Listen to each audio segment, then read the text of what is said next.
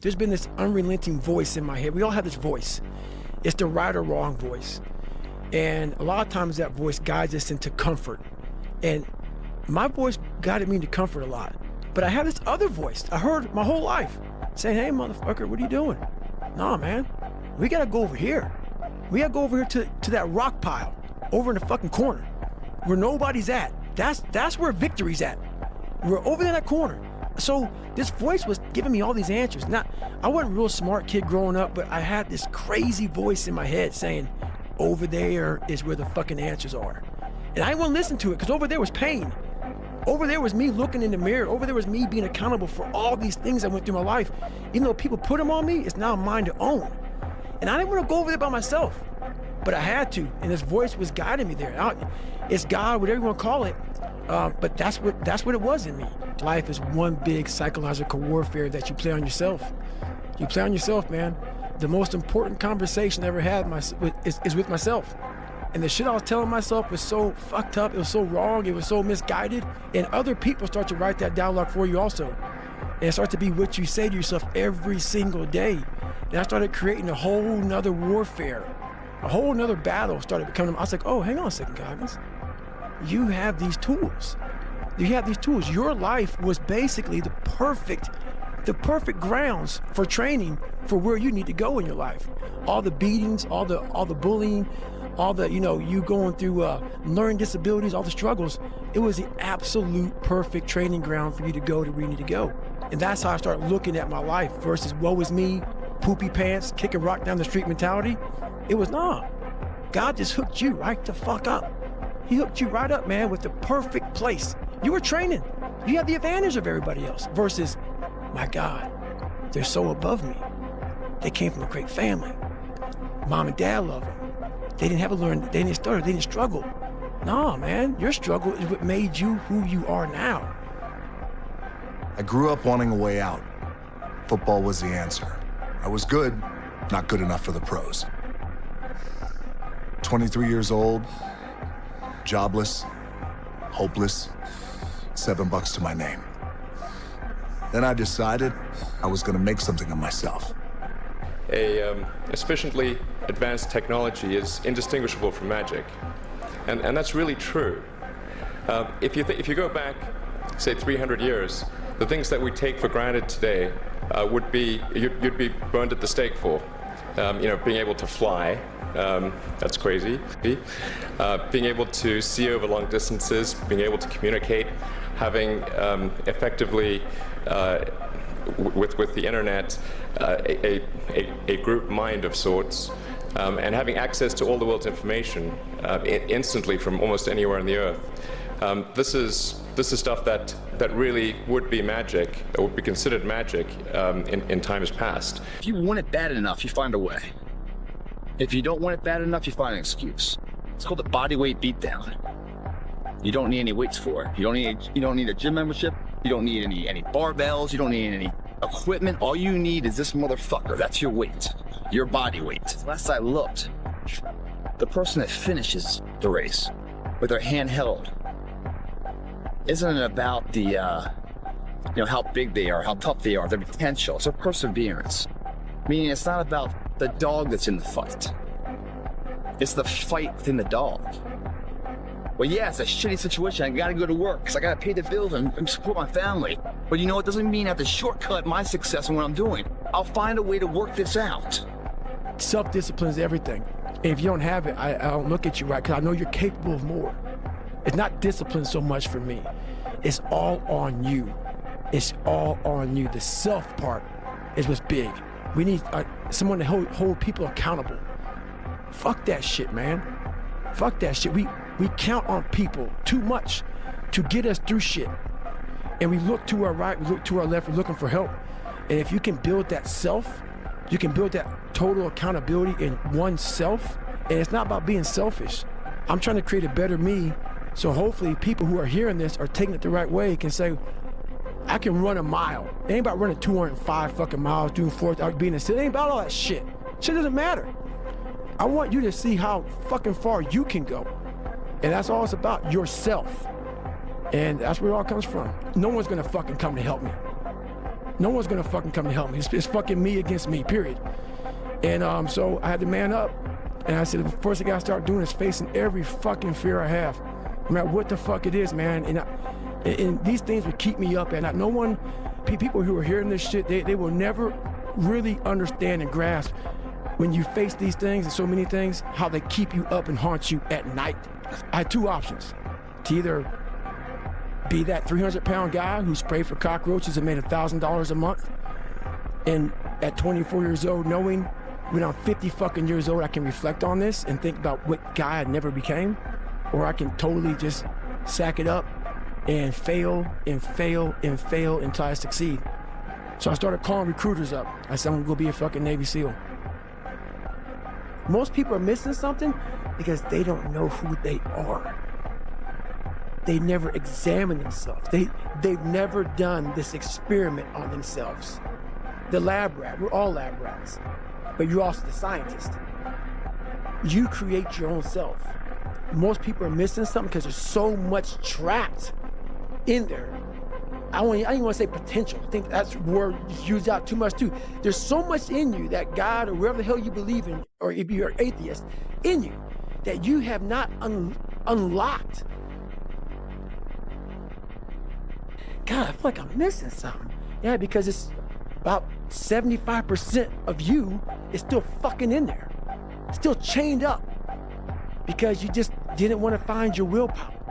Didn't want to find your soul, your will, your heart, your determination, your guts, your courage. And what that looks like, it looks scary. Like your little scary lab I went in. Scary. To wake up every day and say, I'm stupid, but I want to figure out a way to be smarter. Versus saying, man, I just can't do that. So you limit this box. So your box becomes so small of things you can do. My box wasn't even a box. It was a fucking little pinhole.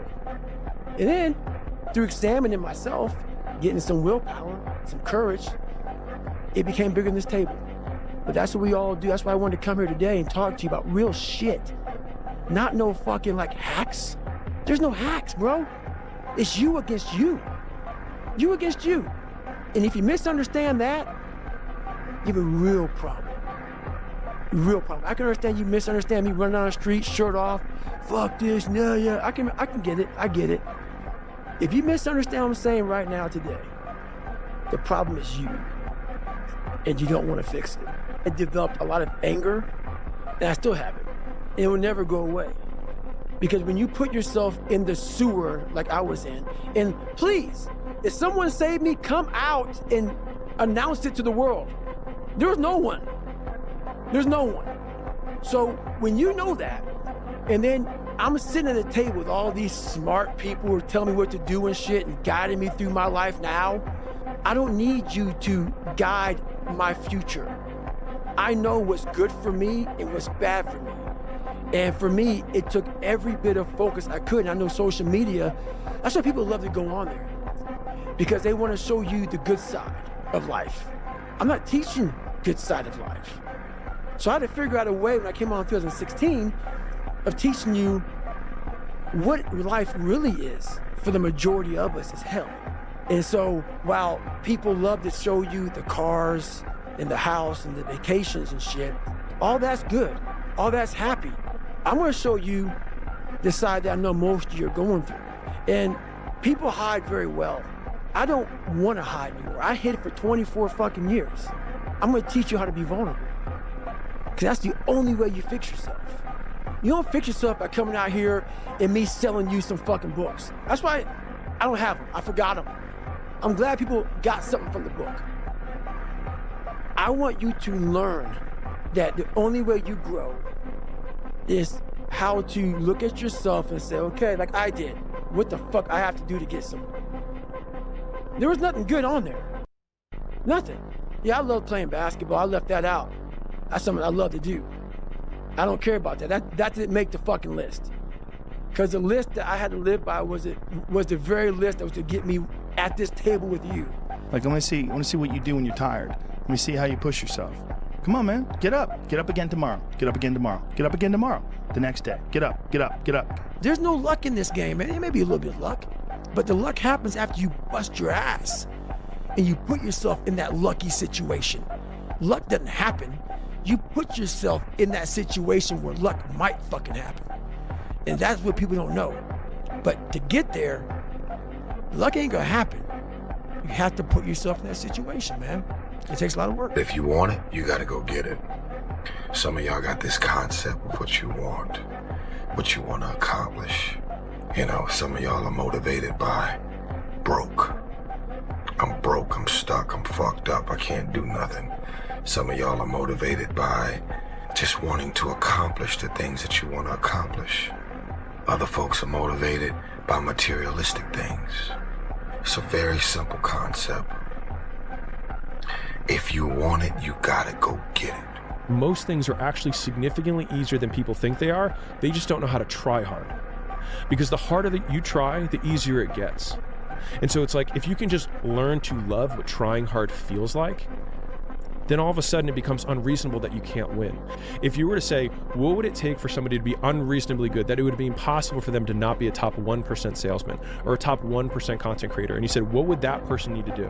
Irrelevant from outcome, what would be the actions or evidence that they would have to do prior to that thing that would make it unreasonable that they couldn't succeed?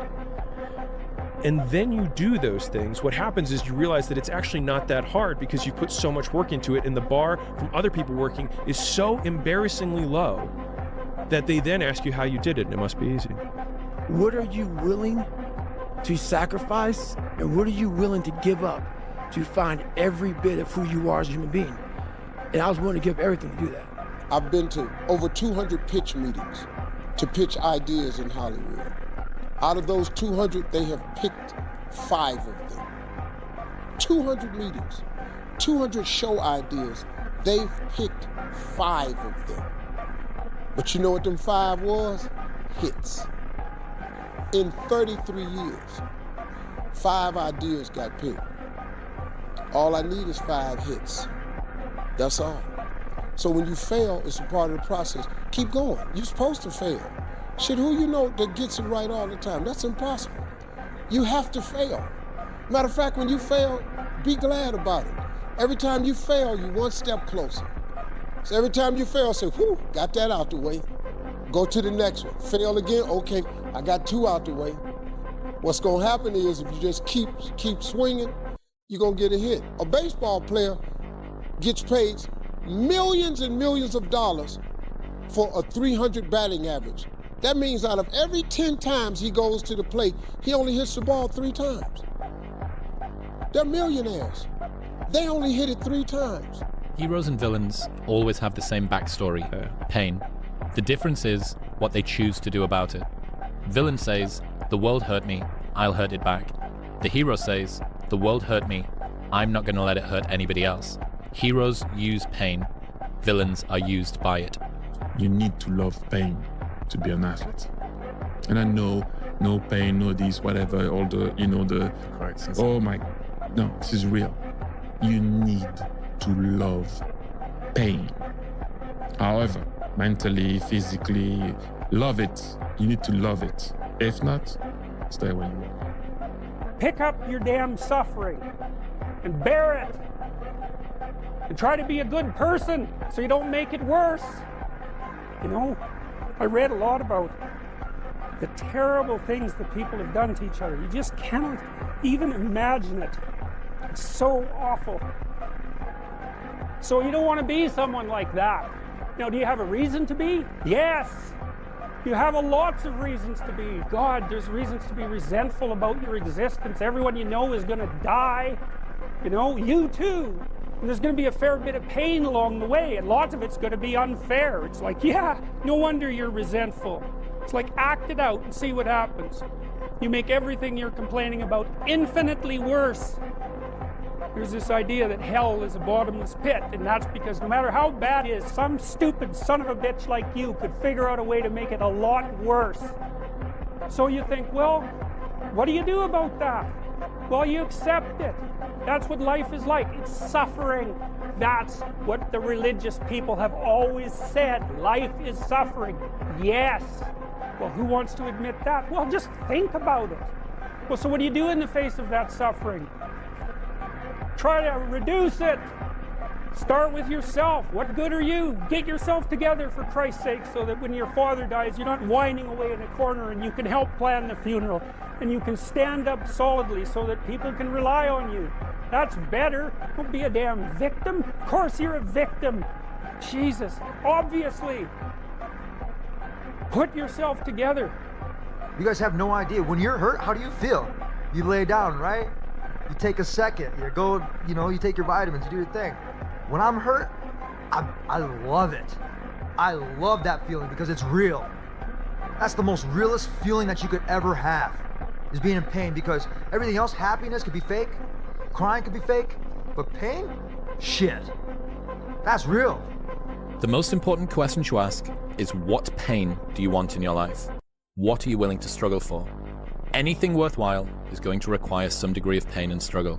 So, if you're oriented toward the pain and the struggle, you're probably going to be more aligned with what you're capable of accomplishing, rather than if you just orient toward the pleasures. Because we say, find the thing which you enjoy the most, but really what you're finding is, what is the pain you're prepared to swallow the most? Nothing worthwhile is going to come without discomfort. It's grind. It's grind that I care about, and it's grind that I can do that other people couldn't do. One of the things for people who are not where they want to be is that they have pain, like oodles of pain. And I remember when I was starting out, I was looking for passion. I was looking for purpose. I was like, I just want to find something that I'm motivated by. But it's the cat and the cheese. It's like we're looking for cheese, but we have all these cat behind us, and all we have to do is look and remember that they're behind us and chasing us. If you have the cat and you're staying in your current situation, you're being used by the cat. This is terrible. And because of this terribleness, I now have something that I can run away from. and then like, rather than not looking at the knife or trying to take painkillers to not feel the pain, it's like completely sobering up, taking the knife and twisting it in your own heart and being like, I'm gonna fucking do something about this. And I think that that's what the heroes, like, if we're heroes in our own story, it's not avoiding pain, it's choosing from the very beginning the alchemy, which is like, you have these terrible situations, it's like, and you have the opportunity to turn them into magic and skip or shortcut all the growth you're going to have in a really short period of time simply by twisting the knife and being like, I'm going to do something about it. I'm not saying it's easy, man, but the results you get, you're going to love them, man. It's going to make all the sweat equity, all this pain right now, all worthwhile. The thing about pain is, like, you feel it right now, it's temporary, man. But later in life, you don't remember the pain. You just remember, like, the glory and the good times. When I was going through West Point, or Ranger School, man, there were some really dark hours, dark days, and dark years in my life, man. But looking back on it, I mean, I just remember the good people and the good times. I don't remember all those fucking, times where I was just so fucking done and worn out. I don't remember that. I just remember that I made it through it. And that exhilaration of pride and achievement, man, that outweighs all the pain, struggle, and that sweat equity to get there. It really does, as long as you get there. That's why when they say pain is temporary, pride's forever, that's what they're talking about. Because if you push through the pain to achieve the pride, you forget about the pain was ever even there. But if you can't push through the pain and the pain stops you and breaks you down, well, then that pain is forever. Because you never got pride to outbalance it. Go through this, man, you start feeling the pain, it's all good, man, welcome it. Welcome it, man, because right past pain, it's forever pride, man. You all love that, don't we? Like, I'm 54 years old right now. Like that. I mean, it just flew by. And you think when you're young that you have all this time. You have no time. There's no time. I mean, one of the quotes on the wall in the gym in there is, there is no tomorrow. From Rocky 3, there is no tomorrow. Fuck that shit. Let's get all this shit done today. I have failed far more times than I've succeeded. You will never succeed more than you fail. That's not how it works. You know why? Because failure is a wonderful teacher. It's the only way to learn. You have to fail. Failure is a part of the process to becoming successful. I tell people this all the time. Michael Jordan, the greatest basketball player in the world, he took 946 game-winning shots. He has only made 146 of those. He has missed over 700 times, but he has made 146. You know what they write about? When you make it. They write about when you make it. So guess what? When you get through failing, all you gotta do is make one. No one who will ever be born will be identical to you. Most people who could ever exist will never even be born. We're the lucky ones. We're the ones who get to die because you only get to die for having lived. So no matter what your lot is in life, if you have a disease or you have cancer, you're crippled, whatever is the thing, at the end of the day, you're alive, not dead, nor not having ever been born. So take every occasion you can to smell the flowers, to drink in the sunsets and the sunrise and the majestic sky above you that they cradle through the nighttime hours, and celebrate life because you won the lottery, and most people will never even know there was a lottery. The time to get rich is running out. Yep. Mm-hmm. The time to get rich is running out. Slavery is coming and you're not going to be able to escape.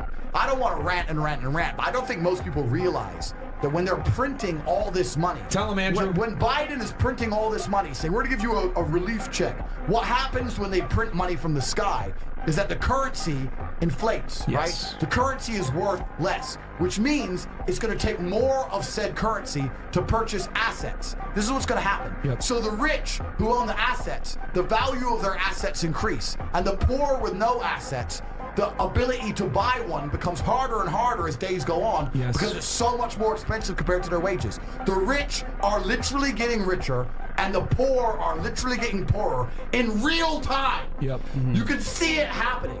And it's about to be have-nots and have-yachts up in this motherfucker. And if you're on the wrong team, what the fuck? If you're on the wrong team, you're never gonna escape. Yeah. These are some of the last years where a broke person can genuinely escape the matrix. You are running out of time. Forget that patience crap, right? You gonna get rich now. Yeah. You gonna get rich now. And a lot of us have this voice in our head. We all know that voice in our head that tells us the truth every single day that we try to run away from, that says we're scared of this, let's go this way. It started gnawing at me so horribly bad that it wouldn't allow me to live anymore without facing me. I had to go back in the dungeon. So when I tell my story, I tell it on a very surface level. I had to go down in the dungeon, the sewer where my mind used to be at, and talk to that guy. Because I wanted to live my life in a way that when I died, I was proud of myself. I knew what pride felt like. And if it took pushing myself to death, I was willing to do that. If I wanted to look in that mirror, not impress anybody, not money, not fame, not nothing. I wanted to impress the guy in the daggone mirror. And I worked endlessly and tirelessly to do that. And it happened. It's too hard. Life isn't fair. These things in life are not easy for me. You look to your left, you look to your right, and you start to judge yourself off other people.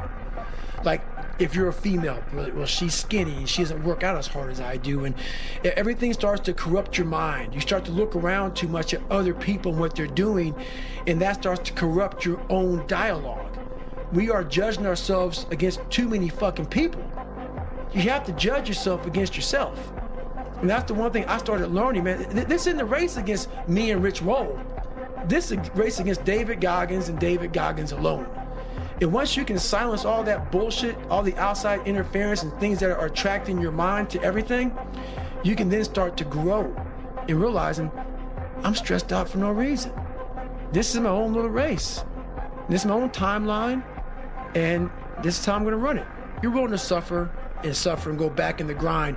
That internal dialogue you have with yourself when you're in misery and you're uncomfortable, it's a real, scary, unfiltered, no lying dialogue between you and yourself. And people know exactly what the fuck I'm talking about when you're in a bad spot in life and your mind is saying all kind of shit. That's who you really are. That's the real you. No Rocky Balboa moments going on up there. You're like, hey, you know, it's round 14. Let's come on, we got this. No, it's like, fuck this, I'm out of here, man. This is crazy. That's where the growth happens. When you're able to stay in that moment and talk yourself back into the suck of wherever you're going through, and you start stripping those layers away, but as you're stripping those layers away, you're building calluses over top of shit in your mind. That's where the growth starts to happen, is when you have to force yourself to stay in it. You can't leave it. Every day is gonna suck. And live like that, to be better. And I put it this way, I'm in the water's going over my head, the Pacific Ocean, you know it's freezing. February, cold as shit. Been through 3 hell weeks. For you to constantly win, when this voice over here, the real you, is saying, get the fuck out of here. Go. You're nobody. You've always been nobody. And it's true. People don't hear that. That's a true voice. That's the real reality of David Goggins at 24 years old. It's not a false reality. And then you had to create another voice over here that is saying you're better than that other voice. And you're in the freezing cold water that both voices don't want to fucking be in. But you win. And it goes from the water to the studying, to the running, to losing weight, to how you eat, to how you function as a man. Every day of your life, you're winning these battles.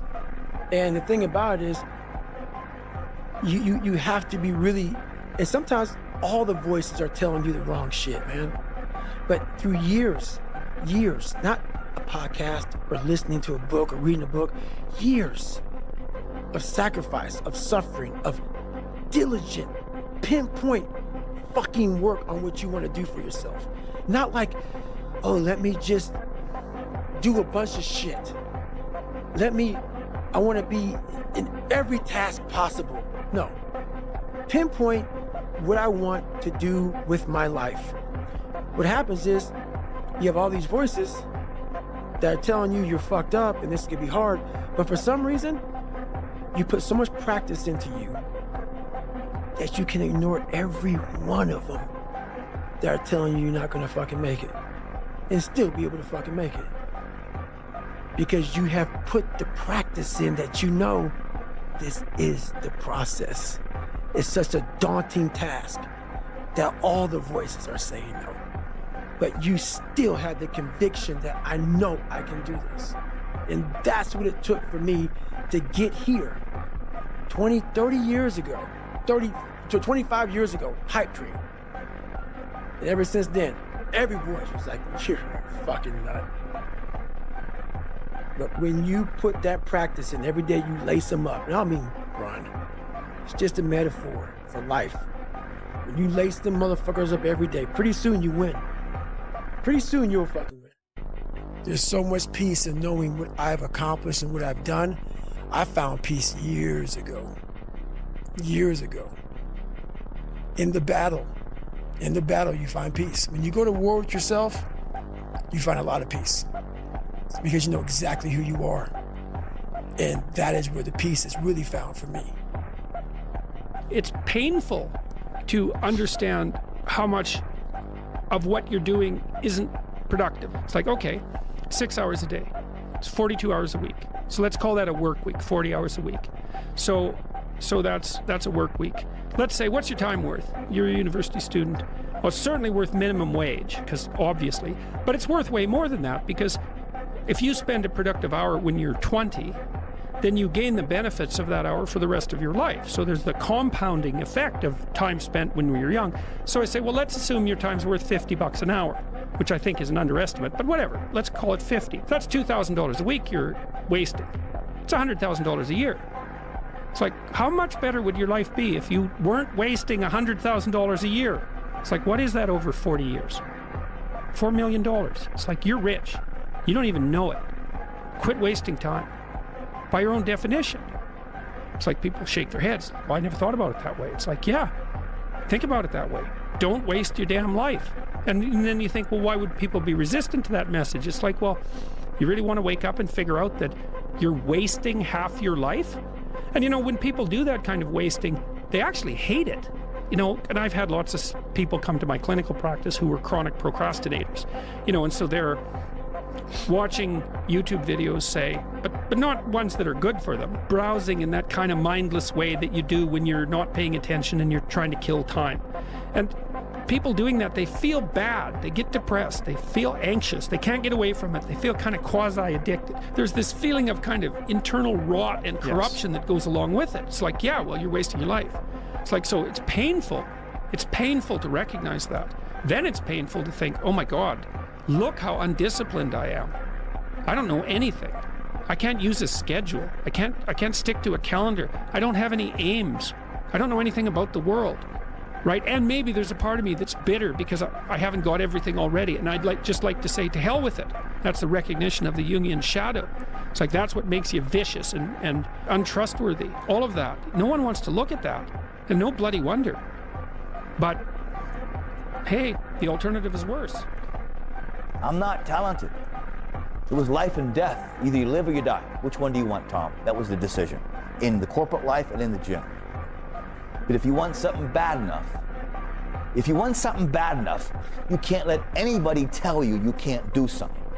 Not even yourself. It was an everyday process in trying to figure out strengths and weaknesses. For example, jumping ability. Now, my vertical was a 40, it wasn't a 46 or a 40, 45. My hands are big, but they're not massive. Right? So you got to figure out ways to strengthen them. So your hands are strong enough to be able to palm a ball and do the things that you need to do. Quickness, I was quick, but not insanely quick. I was fast, but not ridiculously fast. Right? So I had to rely on skill a lot more. I had to rely on angles a lot more. I had to study the game a lot more. And but I enjoyed it though. So like from the time I can remember when I started watching the game, I studied the game and it just never changed.